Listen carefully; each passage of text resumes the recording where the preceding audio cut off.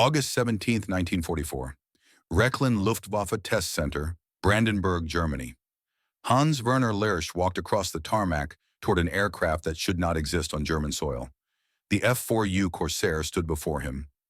Navy blue paint, white star insignia hastily painted over with German crosses. The bent gull wings caught the afternoon light at an angle that seemed wrong, foreign, almost obscene in this place. Lersch stopped 3 feet from the propeller. His breath caught. The machine was enormous. He had flown Bf-109s. He had tested F1W-190As. He had pushed Me-262s to their limits. But this was something else entirely. The Pratt & Whitney R2800 engine sat in its cowling like a caged animal. 18 cylinders, 2 rows, 2,100 horsepower at takeoff. Lersch circled the aircraft slowly. His boots clicked against concrete. Every rivet, every panel line, every inspection door spoke of a manufacturing philosophy he had never encountered. The aluminum skin felt warm under his palm, smooth, flawless. No tool marks, no hand-filing evidence, no irregularities. "They built this on an assembly line," said Oberst Friedrich, the test center commander, standing behind him. "One every 3 days, sometimes faster." Lersch said nothing. The numbers did not need commentary. The Corsair had arrived 12 days earlier from Norway. A Royal Navy pilot had put it down on a German-occupied airfield after engine trouble, or so the report claimed. Lersch suspected surrender. The aircraft showed minimal damage. German mechanics had needed only 14 hours to make it flight-ready. Now it waited. Engine cold, cockpit empty, a captured predator. "You have read the preliminary inspection reports?" Friedrich asked. "Yes, Herr Oberst." "And?" Lersch looked up at the cockpit. The canopy reflected clouds. "If the reports are accurate, this aircraft will outperform everything we have. That is what I need you to confirm. Or disprove." But Lersch already knew. The reports were accurate. They had to be. The Allies did not dominate European skies through luck or numbers alone. They dominated through engineering, through industrial capacity, through a philosophy of war production that Germany had never matched. He climbed onto the wing root. The metal flexed slightly under his weight. Aluminum, not steel. Lighter, stronger. The cockpit smelled of hydraulic fluid and American tobacco. Someone had smoked a cigarette here recently. A mechanic, probably. The scent lingered in the flight suit's shoulder harness. Lersch settled into the seat. The cushion compressed differently than German seats. Softer, more padding. The stick felt solid in his right hand, heavier than a Messerschmitt's. The throttle quadrant to his left showed English markings. Idle, cruise, combat, emergency. 4 settings for engine power. German aircraft had 2, low and high. He studied the instrument panel. Airspeed indicator in miles per hour, not kilometers. Altimeter in feet, not meters. Cylinder head temperature gauge. Oil pressure, fuel pressure, manifold pressure. A bewildering array of information, all designed to keep one pilot informed of one engine's condition at all times. German pilots learned to feel their engines, to hear problems before instruments showed them. American pilots read gauges, different philosophies, different wars. A mechanic appeared at the wing edge. "Herr Hauptmann, we are ready for engine start when you are." Lersch nodded. He pulled on the leather flying helmet, connected the radio lead, adjusted the throat microphone. The checklist sat clipped to his kneeboard, translated from English by some anonymous Luftwaffe intelligence officer. 23 items before engine start, 12 more before takeoff. German fighters had 6 pre-flight checks total. He worked through the list methodically. Fuel selector, main tank. Mixture, full rich. Propeller, full increase RPM. Cowl flaps, open. Oil cooler flap, open. Intercooler flap, open. The Corsair had more cooling systems than a German aircraft had control surfaces. "Clear prop," he shouted in German. The mechanic repeated the call, stepped back, raised his right arm. Lersch pressed the starter button. The engine coughed. Once, twice. Then caught with a roar that shook the entire airframe. The 18-cylinder radial exploded into life. Smoke poured from the exhausts. The propeller became a 13-foot disc of blurred metal. The instrument panel vibrated. The seat transmitted every firing stroke through Lurch's spine. Power, raw, undeniable, overwhelming power. He advanced the throttle slightly. The engine note deepened. The whole aircraft strained against its wheel chocks like a dog on a leash. 2,100 horses pulled at their reins, begging to run. Lurch let the engine warm, oil temperature climbing, cylinder head temperature rising into the green arc. All 18 cylinders firing cleanly, evenly, perfectly. American engineering, American fuel, American metallurgy. He thought of the Me-262, Germany's jet fighter, revolutionary, magnificent, barely functional. The Jumo 004 engines lasted 25 hours before failure, sometimes less. Pilots learned to expect flameouts on landing approach. They learned to glide the final mile with dead engines because the turbines could not be trusted. This Corsair engine had logged 300 hours since its last overhaul. The maintenance log showed routine operation. No failures, no emergency landings, no anything except scheduled maintenance and normal wear. 300 hours, 12 times longer than a German jet engine. Tower, this is Test Bird. Request taxi clearance. Test Bird Tower, clear to taxi runway 27, wind calm, altimeter 3010. Lurch released the brakes. The Corsair rolled forward, heavy, solid. The tailwheel tracked straight without the shimmy that plagued every BF-109 ever built. The brakes responded smoothly to toe pressure. The rudder pedals moved with hydraulic assistance. No cable stretch, no dead zones, no fighting the aircraft. He taxied past the line of German fighters. 2 Bf-109 Gustavs, 3 FW-190As, 1 experimental Ta-152. All parked, all watching. Pilots and mechanics lined the edge of the taxiway. They stood in small groups, silent. No one waved, no one shouted encouragement. They knew what this test meant. If the Corsair performed as expected, it would confirm what everyone already suspected. Germany was losing the air war not because of pilot skill or tactical doctrine, but because of machines. Because the enemy built better aircraft, faster, more reliable, in greater numbers. Lurch reached the runway threshold. He ran through the pre-takeoff checklist. Trim tabs, neutral. Flaps, 15 degrees. Fuel, main tank, 1,200 gallons. Mixture, full rich. Propeller, 2,700 RPM. Tower, Test Bird ready for departure. Test Bird cleared for takeoff. Report when airborne. Lurch pushed the throttle forward. The Corsair accelerated like nothing he had ever flown. The R-2800 howled. The propeller clawed at the air. The runway centerline blurred beneath him. 30 miles per hour, 50, 70. The tail came up at 85. The aircraft wanted to fly. 100 miles per hour. He pulled back gently on the stick. The Corsair left the ground as if gravity had released its claim. Smooth, effortless, unstoppable. The wheels retracted with a solid thunk into the wing wells. The flaps came up. The airspeed needle climbed past 120, 140, 160. Level flight at 200 feet, still accelerating. Lurch pulled back on the stick and pointed the nose at the sky. The Corsair climbed like an express elevator. 1,500 feet per minute. 2,000. 2,500. The altimeter unwound rapidly. 1,000 feet. 2,000. 3,000. The engine did not falter. The controls did not stiffen. The aircraft simply climbed effortlessly as if altitude meant nothing. At 10,000 feet, he leveled off. His hands were shaking, not from fear, from recognition. This was why the Allies owned the sky.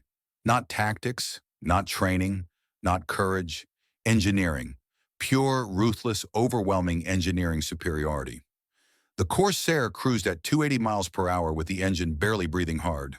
The manifold pressure gauge showed 38 inches.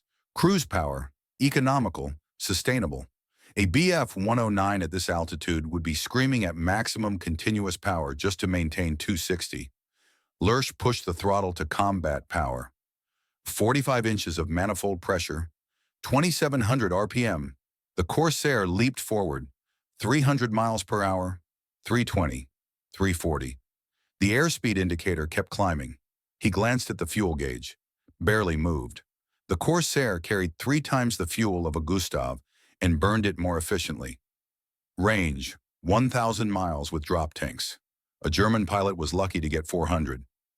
Test bird tower. How does she handle? Lurch keyed the microphone.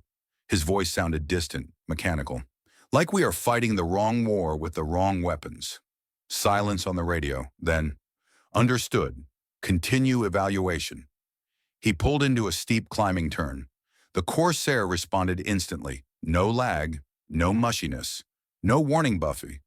The controls remained crisp and responsive. He reversed the turn, rolled inverted, pushed into a split S, pulled through at 4 Gs. The airframe didn't groan, didn't complain, simply performed. A Bf-109 would have shuddered at this speed. The wing would have flexed visibly. The elevator would have stiffened to the point of immobility. But the Corsair just flew, stable and solid, as if 400 miles per hour was a casual Sunday cruise. And if this thought makes you realize just how outmatched Germany was in the sky, hit that like button. Because what Lurch discovered next would shake the Luftwaffe command to its core. Lurch pushed the nose down. Dive test. Terminal velocity evaluation. The most dangerous part of any flight test. He rolled inverted again and pulled through into a vertical dive. The engine screamed. The propeller became a solid disc. The airspeed needle leaped across the dial. 350, 400, 420. The Corsair remained stable. 440, 460. No flutter, no vibration, no structural complaints. 480 miles per hour. He pulled back on the stick at 6,000 feet. The G-forces slammed him into the seat. His vision grayed at the edges. The altimeter bottomed out at 4,000 feet. Recovery complete. Aircraft undamaged. Lurch let out a breath he hadn't realized he was holding. A Gustav would have shed its wings. He had seen it happen. Oberst Meyer, June 1943, over France. The left wing folded at 420 miles per hour. The aircraft had disintegrated in midair. No parachute, no time. But the Corsair was designed for carrier operations, designed for violent maneuvers at high speed, designed for pilots who might need to dive away from a zero at full throttle and live to climb back. German fighters were designed for fuel economy and production simplicity. Different priorities, different outcomes. He climbed back to 10,000 feet and practiced combat maneuvers. Barrel rolls, aileron rolls, Immelman turns. Split S reversals, scissors, high G turns. The Corsair performed flawlessly, but Lurch noticed something. In tight turning fights, the aircraft felt heavy, sluggish. The roll rate was good but not exceptional. A Gustav could out-turn it at low speeds. An FW-190 could probably match it. So why were American pilots winning? He leveled off and thought about it. Then he climbed again. Full throttle, emergency power, 52 inches of manifold pressure, 2,800 RPM, water injection activated. The Corsair leaped upward like a rocket. 3,000 feet per minute, 3,500, 4,000 feet per minute rate of climb. And suddenly Lurch understood. American pilots didn't dogfight. They didn't need to. They climbed above German formations. They dove at maximum speed. They fired one burst. Then they climbed away before the Germans could react. Boom and zoom. Energy fighting. Vertical maneuvers. German pilots trained for turning dogfights because German aircraft excelled in turns. But American aircraft excelled in speed and climb rate. So American pilots fought a different war. They dictated the terms of engagement. They chose when to fight and when to run. And German pilots, locked into horizontal turning battles, could never catch them. It wasn't about pilot skill. It was about doctrine matching machinery. Lurch descended to 5,000 feet.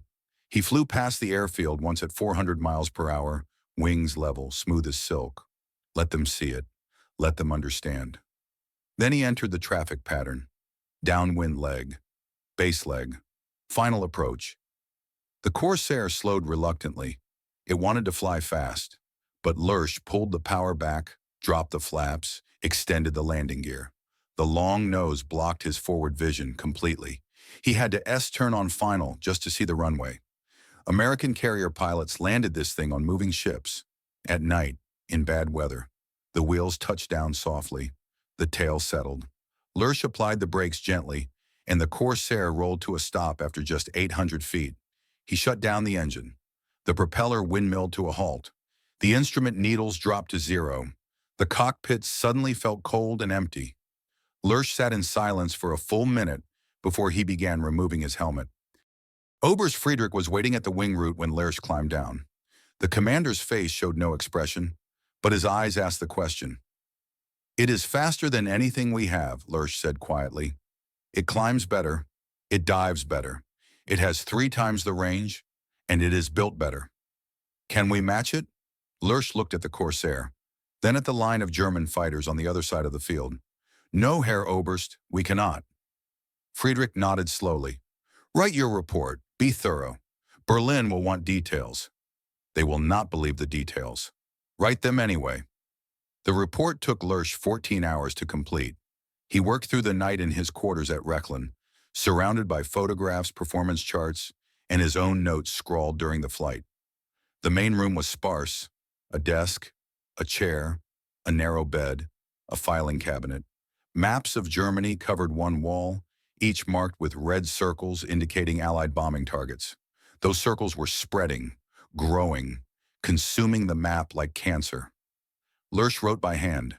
His penmanship was careful, methodical, engineer precise.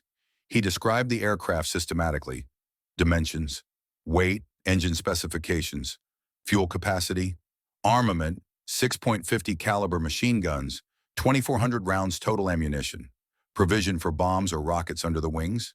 Then the performance data: maximum speed at 23,000 feet, 425 miles per hour. Rate of climb, 4,000 feet per minute at sea level. Service ceiling, 38,000 feet. Combat radius, 450 miles with internal fuel. Maximum range, 1,040 miles with drop tanks. He compared these numbers to German aircraft. The Bf-109 Gustav, maximum speed 386 miles per hour. Rate of climb, 3,000 feet per minute. Service ceiling, 38,000 feet. Combat radius, 220 miles. The FW-190A, maximum speed 408 miles per hour. Rate of climb, 2,800 feet per minute. Service ceiling, 37,400 feet. Combat radius, 300 miles. The numbers spoke clearly. The Corsair was faster than the Gustav, almost as fast as the 190, climbed better than both, flew farther than both. But numbers alone did not tell the full story. Lurch wrote a section titled Tactical Implications. The Corsair's true advantage lies not in any single performance metric, but in the combination of speed, climb rate, and range. An American pilot flying this aircraft can choose when and where to engage. He can dive from altitude, attack, and climb away before German fighters can respond. If pursued, he can simply outrun his opponents. In horizontal turning combat, the Corsair is vulnerable. Both the Bf-109 and FW-190 can out-turn it at low speeds. However, American pilots do not engage in turning fights. They employ energy tactics, maintain speed and altitude advantage, attack from above, disengage by climbing or diving. Against such tactics, German fighters are helpless. Our aircraft lack the climb performance to pursue a Corsair executing a vertical extension.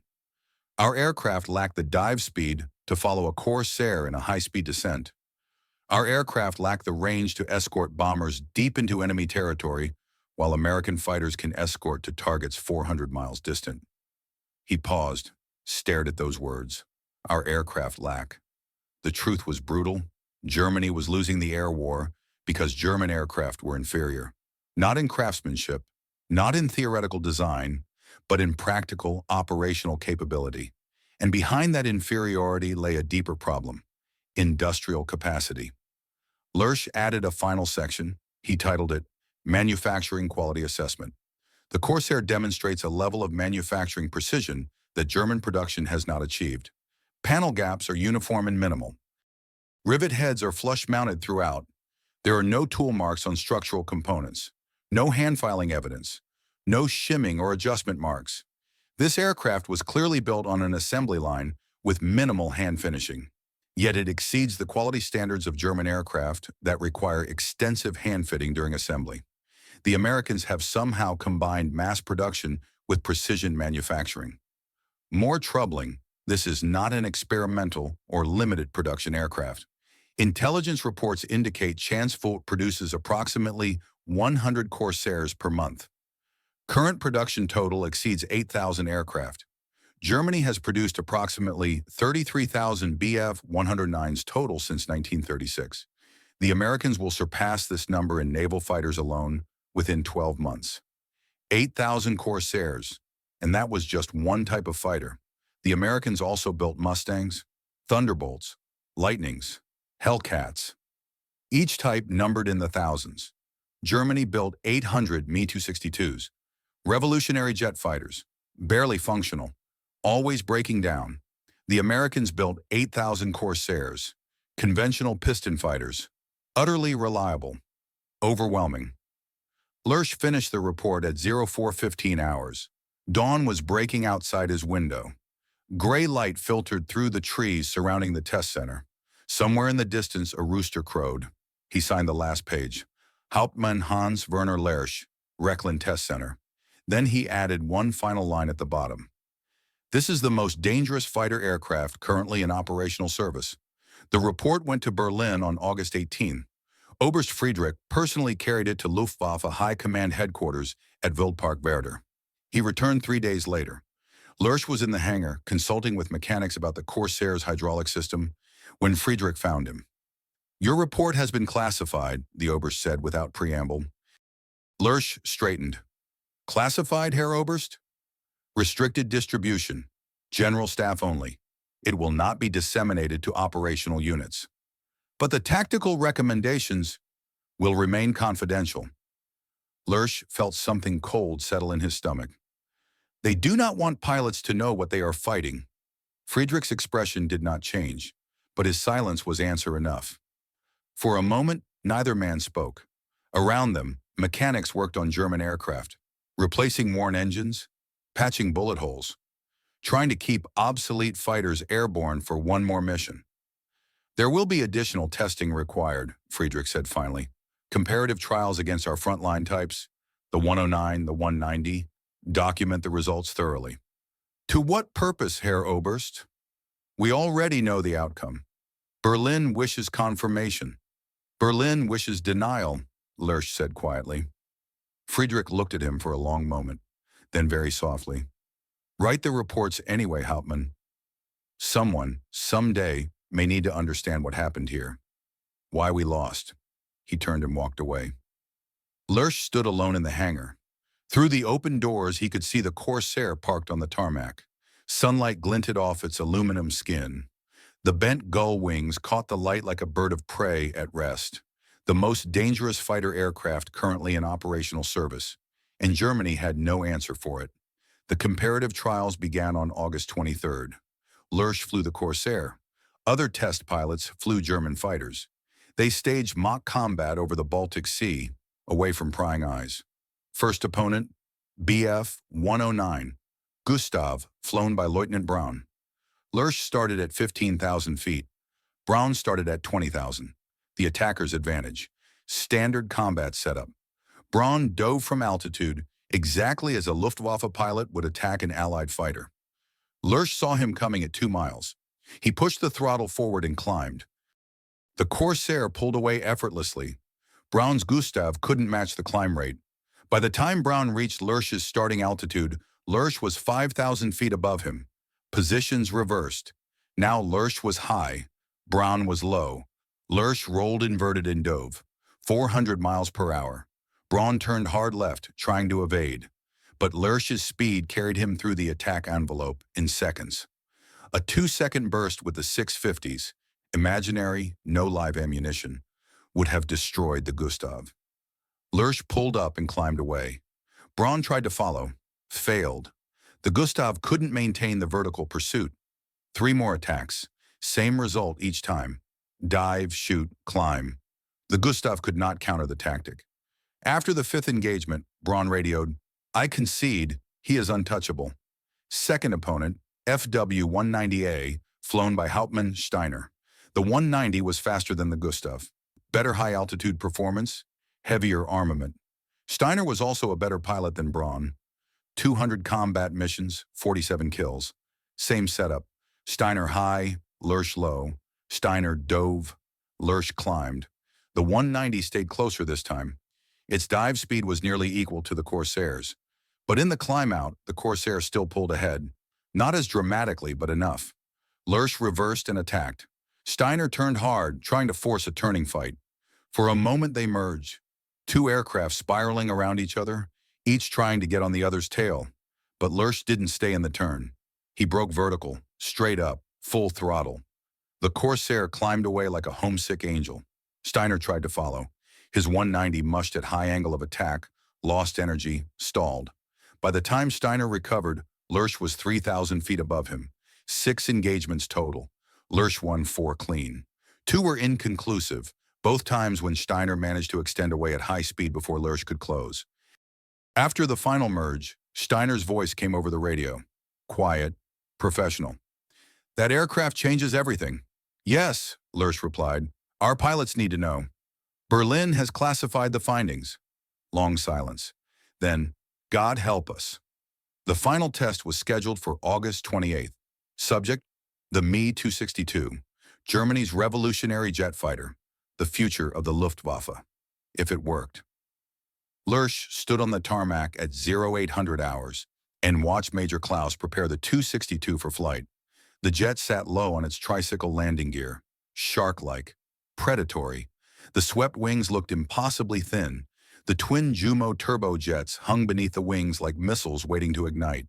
Klaus was 43 years old, gray hair, scarred hands from a crash landing in 1942.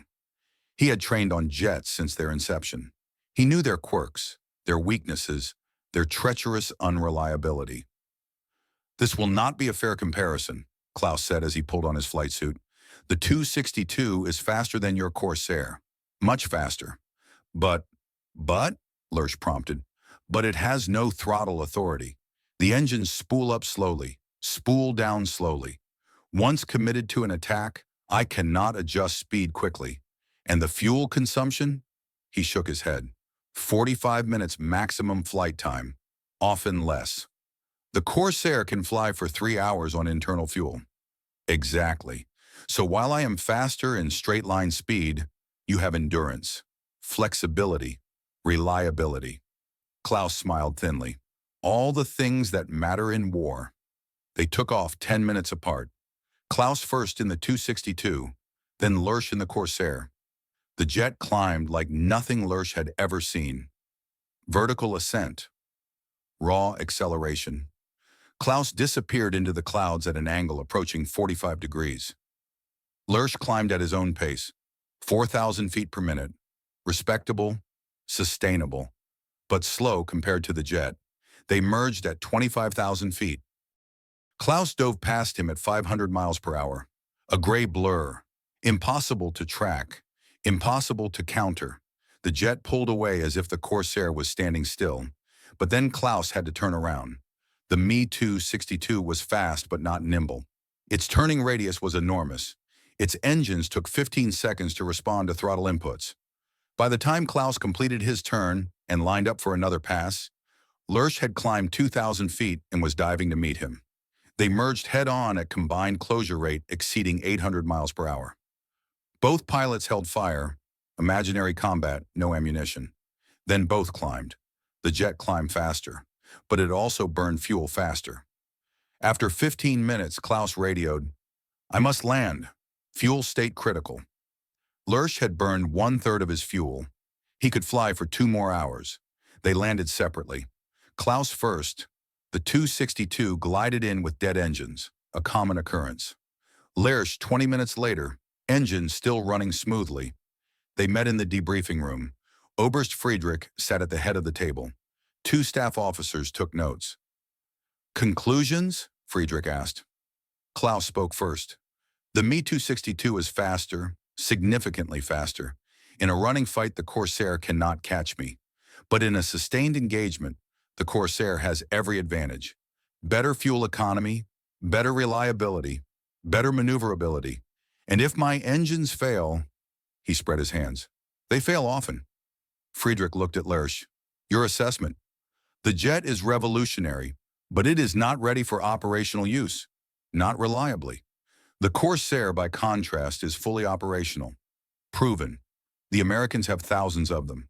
We have dozens of jets, and our jets break down constantly. So you believe the Corsair is the superior weapon? Lersch chose his words carefully. I believe the Corsair is the better aircraft for winning the war. Speed alone does not determine victory. Reliability does. Availability does. The ability to fly mission after mission without mechanical failure.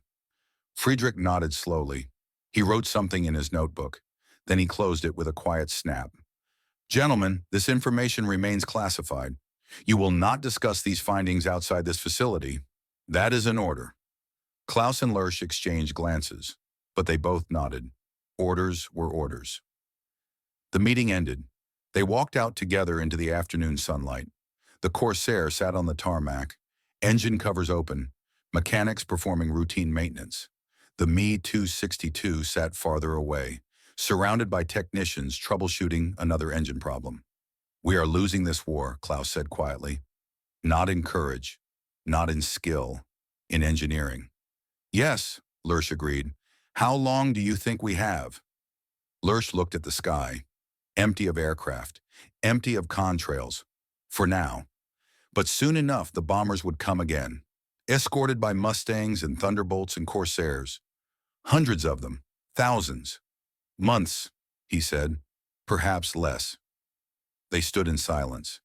Two pilots, two men who understood that wars were won not by heroes, but by factories, not by tactics, but by production lines, not by courage, but by oil refineries and aluminum smelters and engine plants working 24 hours a day.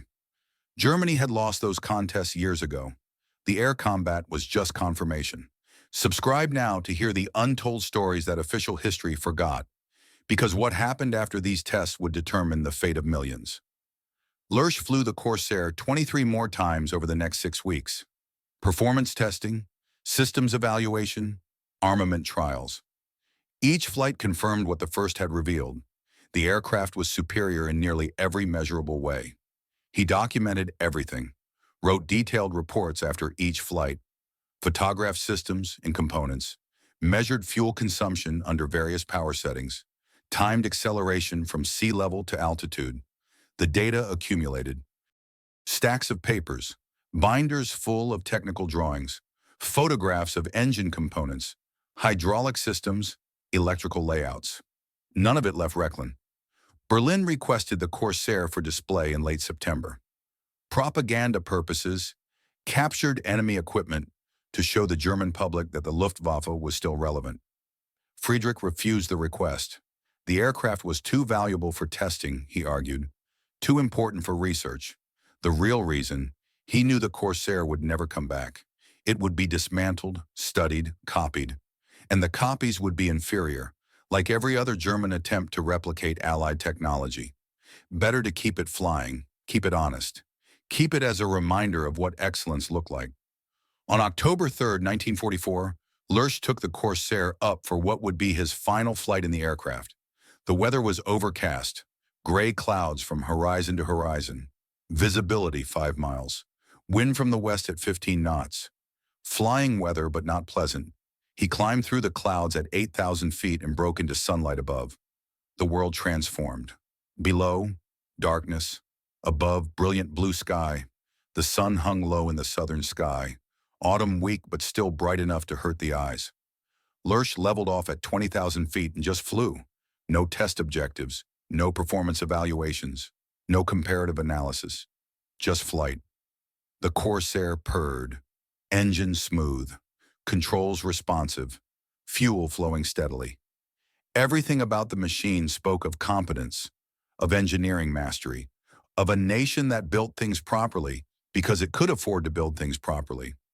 He thought about his country, about Germany, about the cities burning under Allied bombs night after night, about the factories destroyed, about the children evacuated to the countryside, about the men dying on the Eastern Front, in Italy, in France, about the war already lost but still being fought, The Corsair flew on, indifferent. It did not care who sat in the cockpit. It performed equally well for American or German pilots. A machine without ideology, without nationalism, just physics and chemistry and engineering. Lurch looked down at the clouds. Somewhere beneath them was Germany, his home, his people, dying. And he was flying an American aircraft that his own side could never build. The irony was profound, painful. He keyed the radio. Tower, test bird, returning to base. Roger, test bird. You are cleared for approach. Altimeter 2982. Wind 270 at 15 knots. Lurch descended through the clouds. Gray mist enveloped the cockpit. Water streamed across the canopy. Then he broke through at 3,000 feet. Rechlin appeared ahead. Runway, 27 visible as a dark line across the grass. He entered the traffic pattern. Downwind, base, final. The Corsair settled onto the runway with barely a bump. Lurch taxied to the parking area and shut down the engine. The propeller windmilled to a stop. The instrument needles dropped to 0. Silence. He sat in the cockpit for several minutes, just sitting, not ready to leave. This was the last time. He knew it somehow. The war was accelerating toward its conclusion. Soon Rechlin would be evacuated, or overrun, or bombed into rubble. The Corsair would be destroyed, or captured, or forgotten. But the lesson would remain. He climbed down from the cockpit. His legs felt weak, not from the flight, from the weight of understanding. November arrived cold and gray. The Eastern Front collapsed sector by sector. Soviet armies pushed westward across Poland. American and British forces advanced through France toward the Rhine. The bombing intensified. Cologne, Dresden, Berlin itself took hits every night. Rechlin received orders on November 8th. Prepare for evacuation. Priority equipment would be moved to underground facilities in Bavaria. Everything else would be destroyed to prevent capture. Lurch reported to Oberst Friedrich's office that afternoon. The commander looked 20 years older than he had in August. Gray skin, hollow eyes, the weight of futility visible in every line of his face. The Corsair will be destroyed tomorrow, Friedrich said without preamble. Burn the airframe. Scatter the remains. Berlin's orders. Lurch felt nothing. He had expected this. And the reports? Classified indefinitely. Sealed. Perhaps someday after the war. Friedrich trailed off. After the war. As if there would be anything left after the war. I would like to make one final entry, Lurch said. A summary for the official record. Friedrich nodded. Do it tonight. We evacuate at 0600. Lurch returned to his quarters. The maps were already gone from the walls. His belongings packed in 2 bags. Only the desk remained, and 1 chair, and the overhead light. He sat down and pulled out fresh paper. His pen felt heavy in his hand. He wrote for 3 hours. Not about performance data, that was already documented. About implications, about conclusions, about the truths that the numbers revealed. I have flown the Corsair 24 times. Total flight time, 37 hours, 42 minutes.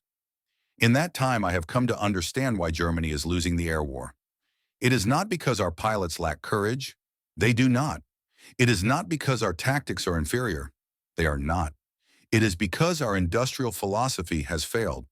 The Americans build aircraft like the Corsair through a combination of advanced manufacturing techniques and vast economic resources. They can afford to over-engineer. They can afford redundant systems. They can afford to make every component perfectly rather than adequately. Germany cannot afford these luxuries. We build aircraft with minimum acceptable quality because we must produce quantity over quality. We hand-fit components because our manufacturing tolerances are inconsistent. We accept reliability problems because we have no choice. The result? American pilots fly aircraft that almost never fail. German pilots fly aircraft that fail regularly. This gap cannot be closed through courage or skill or tactical innovation. It is a gap of industrial capacity, and that gap is absolute. He paused, stared at those words, then continued. The Corsair taught me one final lesson. Wars are not won by soldiers. They are won by factories, by engineers, by production lines running 3 shifts per day. by nations that can build 8,000 fighters in the time it takes us to build 800. We were defeated before the first shot was fired. We simply did not know it yet. Perhaps that is the cruelest truth of all, that courage and skill mean nothing against overwhelming material superiority, that individual excellence cannot overcome systemic inadequacy. The men flying our aircraft deserve better. They deserve machines equal to their abilities. But we cannot give them such machines. And so they die. Bravely, skillfully, uselessly. He signed the document, added the date, November 8, 1944.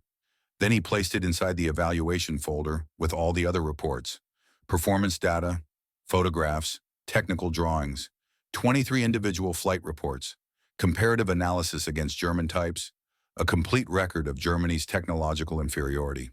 He sealed the folder, wrote classified across the cover in red ink. Tomorrow the Corsair would burn, but the reports would remain, hidden, waiting, for someone, someday, who needed to understand. The fire began at 0800 hours on November 9th. 6 mechanics doused the Corsair with aviation fuel. Oberst Friedrich personally threw the match. The aircraft went up like a torch. Aluminum skin melted. The engine block cracked from thermal expansion. The canopy exploded from heat pressure. Within 20 minutes, nothing remained but a blackened skeleton of steel frame members and landing gear struts. Lersch watched from 50 meters away. He did not feel sadness, only inevitability. The best aircraft he had ever flown, reduced to scrap metal and ash. A fitting metaphor for the war itself. By noon, the evacuation convoy departed. Trucks loaded with equipment, staff cars carrying officers, one bus full of mechanics and technicians. They drove south toward Bavaria, toward the mountains, toward whatever remained of Germany. Lersch rode in the third truck. He carried his 2 bags and the classified folder containing the Corsair reports. No one asked what was in the folder. No one cared. Everyone had secrets now. Everyone had documents they were ordered to preserve or destroy or hide. The convoy moved slowly through the November landscape. Bare trees, gray sky, villages empty or burning, refugees trudging along the roads with their belongings in carts and wheelbarrows, an entire nation in retreat. They reached the underground facility at Oberammergau on November 13th. Carved into mountainside, reinforced concrete, blast doors, a fortress that would protect equipment if not people. The Corsair reports went into a vault. Locked, sealed, forgotten. Lersch never saw them again. The war ended 6 months later, May 8, 1945. Germany surrendered unconditionally. The Reich that was supposed to last 1,000 years lasted 12. Lersch survived, captured by Americans near Munich in late April, prisoner of war for 18 months, released in October 1946 with no charges filed. He returned to civilian life. Married, had 3 children, worked as an aeronautical engineer for Messerschmitt's post-war successor company, designed commercial aircraft. Never spoke publicly about the war, but in private, in notebooks hidden in his study, he wrote about the Corsair, about what it taught him, about the lessons Germany refused to learn. In 1968, a historian contacted him. Research project on Luftwaffe test facilities, oral history interviews with surviving personnel. Would Hauptmann Lersch be willing to participate? He was 71 years old, retired. His hair was white, his hands shook from arthritis, but his memory remained sharp. They met in his home in Munich. The historian, a young American woman named Dr. Morrison, set up a tape recorder on his dining table. "Tell me about Rechlin," she said. "What did you test there?" Lersch looked at the tape recorder, the spools turning slowly, recording his words for posterity. For 23 years he had been silent. Now someone was asking. He told her about the Corsair, everything.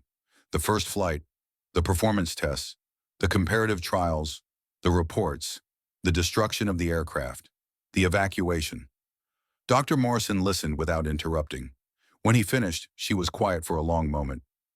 "Did you write this down?" she finally asked. "Are there records?" "I wrote extensive reports, 14 pages for the primary evaluation, additional reports for each test flight. They were classified and sealed in November 1944. "Where?" "Oberammergau facility, underground vault, Section D, subsection 4, unless the Americans found them and destroyed them. Dr. Morrison made notes. And your assessment, looking back now, 23 years later, what was the significance of the Corsair tests? Lurch considered the question. Outside his window, Munich was rebuilding, modern buildings rising where rubble had lain for years. Germany was prosperous again, democratic, allied with its former enemies. The war was history now, dead and buried, or so everyone wanted to believe. The Corsair proved that wars are won by factories, not by heroes, he said slowly.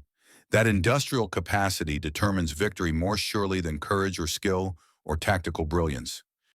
Germany lost the air war not because our pilots were inferior, but because our aircraft were inferior. And our aircraft were inferior because our industrial base was inferior. Is that what you wrote in your reports? Yes, though perhaps not so bluntly. And the Luftwaffe command classified these findings. They did not wish to admit the truth, that we were fighting a war we could not win with weapons we could not build in numbers we could not sustain. Dr. Morrison nodded. I will try to locate your reports. They would be valuable historical documents. If they survived. Yes, if they survived. The interview ended. Dr. Morrison packed her tape recorder and left. Lurch never heard from her again. He did not know if she found the reports. He did not know if anyone ever read them. Perhaps it did not matter. The lesson was clear enough without documents. Superior engineering beats inferior courage every time. 1973. Lurch was 76 years old, living alone after his wife's death. Children grown and scattered. Grandchildren visiting occasionally. A letter arrived from the United States. Return address, U.S. Air Force Museum, Wright-Patterson Air Force Base, Ohio. He opened it with trembling hands. Dear Herr Lurch, we have recently acquired your test reports on the F4U Corsair from archives formerly held at Oberammergau. These documents have been declassified and are now part of our historical collection. Your analysis is remarkably thorough and honest. Few combat evaluations from any nation during World War II achieve such objectivity. We would be honored if you would consider donating any additional materials you possess, notebooks, photographs, personal recollections, to supplement the official reports. Additionally, we are restoring an F4U Corsair to flying condition.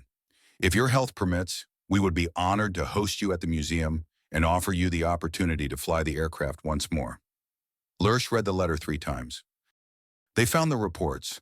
They preserved them. They valued them. And they wanted him to fly the Corsair again. He wrote back immediately. Yes, he would come.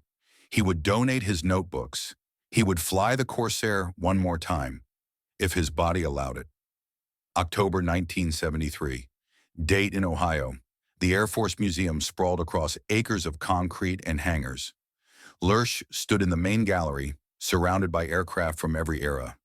World War I fighters, World War II bombers, Korean war jets, Vietnam-era helicopters. And in the center of the World War II section, a Corsair, navy blue paint, white star on the fuselage, the same bent gull wings he remembered, the same massive radial engine, restored to museum-quality condition. Not the same aircraft, obviously.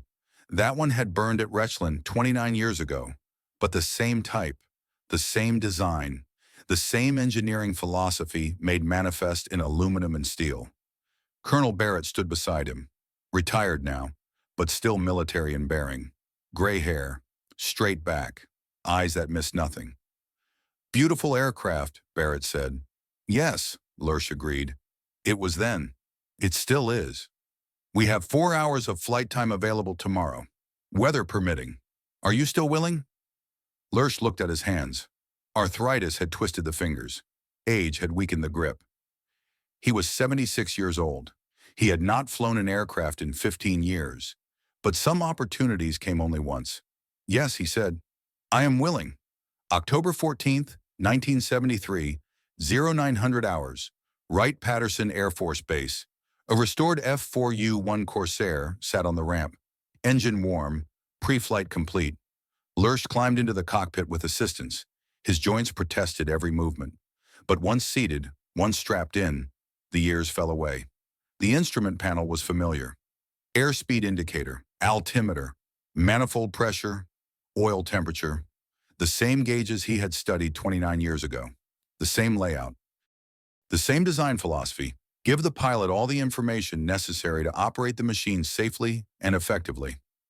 A young Air Force captain named Henderson served as safety pilot in a chase plane. "Ready when you are, sir," Henderson's voice crackled over the radio. Lurch pressed the starter button. The R-2800 engine roared to life, 18 cylinders firing in sequence. The propeller became a disc. The whole airframe vibrated with contained power. Exactly as he remembered. He taxied to the runway. The tail wheel tracked straight and true. The brakes responded smoothly. American engineering. Still excellent. Still reliable. "Tower, Corsair flight, ready for departure." "Corsair flight cleared for takeoff. Wind 280 at 8 knots. Altimeter 3005. Lurch pushed the throttle forward. The acceleration pressed him into the seat. The runway blurred beneath him. 85 miles per hour and the tail came up. 115 and the aircraft lifted off. The Corsair climbed away from the earth as if gravity was optional. 3,000 feet, 5,000, 8,000.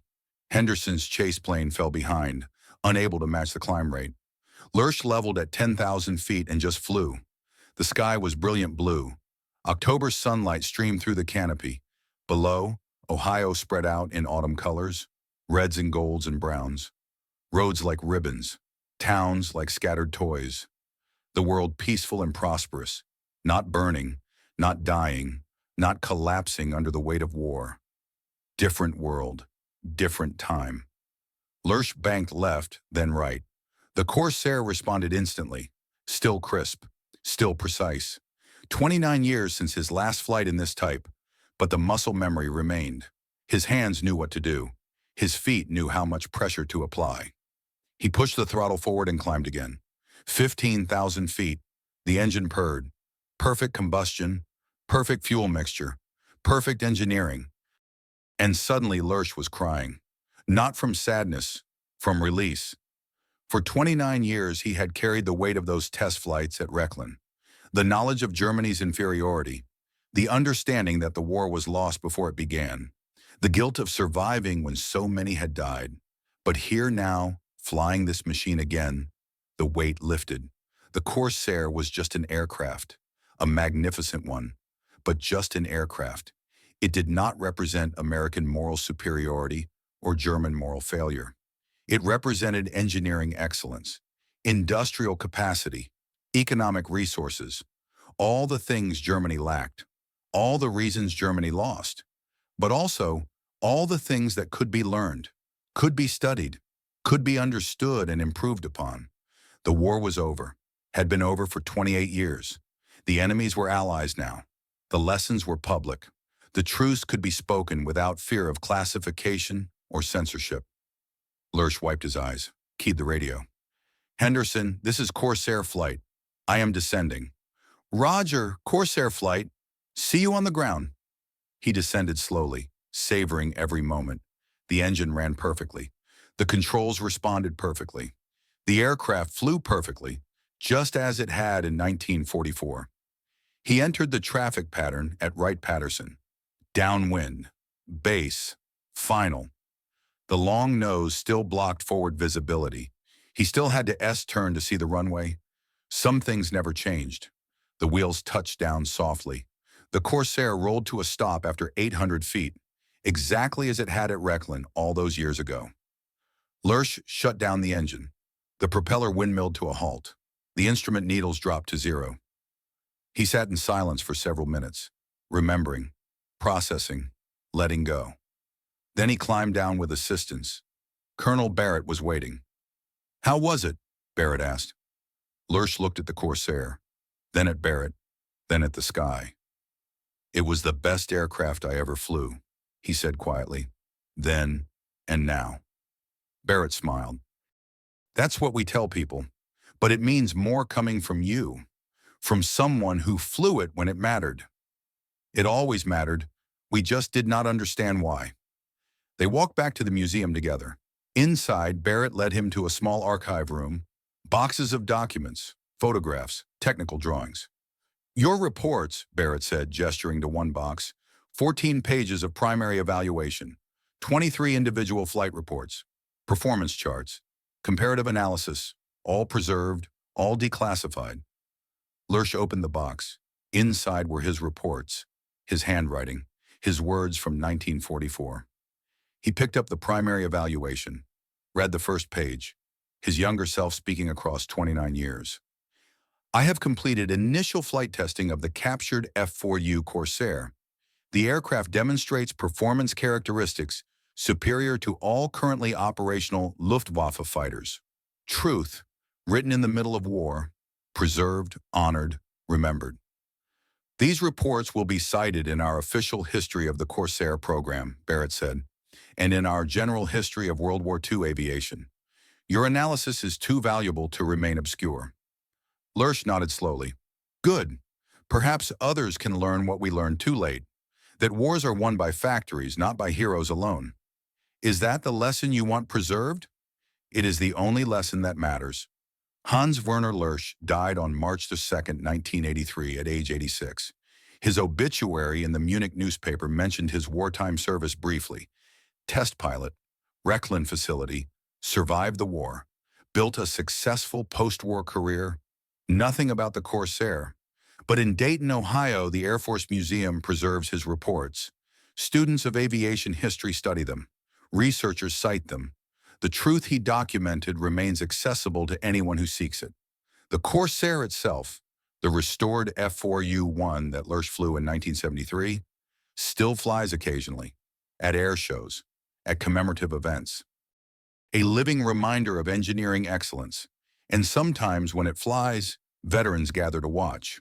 Old men now, survivors of different sides of the same war. They stand together in silence as the Corsair roars past. Some of them remember facing these aircraft in combat, the terror of hearing that engine behind them, the futility of trying to outrun it, the knowledge that they were flying inferior machines against superior opponents. Others remember flying these aircraft, the confidence it gave them, the reliability, the power, the sense of having the better weapon. All of them understand now, with the clarity of age and distance, what Lersch understood in 1944. Wars are won by factories, by engineers, by nations that can build 8,000 perfect machines while their enemies struggle to build 800 adequate ones. Courage matters, skill matters, tactics matter, but engineering matters more. That is the lesson of the Corsair. That is what Lersch's reports documented. That is why the truth was classified for decades, because it was too painful to admit while the war still raged. But the truth survived, as truth always does eventually. The Corsair taught it in 1944. Hans Werner Lersch documented it. History preserved it. And now you know it too. Superior machines, built by superior industrial systems, defeat inferior machines regardless of who flies them. That is not cynicism. That is physics. That is economics. That is the reality of modern warfare. Germany learned this lesson in the skies over Europe between 1943 and 1945. Every Luftwaffe pilot who faced a Corsair or a Mustang or a Thunderbolt learned it personally and painfully. Some survived to tell the story. Most did not. Hans Werner Lersch survived. He told the story. He documented the truth. And then he lived long enough to fly the Corsair one more time in a world where the lesson no longer needed to be learned in blood. Perhaps that is the real ending. Not the destruction of the aircraft at Rechlin, not the burial of the reports in classified archives, but the moment when an old German pilot climbed into an American fighter and flew it with joy rather than desperation. The moment when the machine stopped being a symbol of defeat and became simply what it always was, a magnificent piece of engineering, the best aircraft he ever flew, then and always.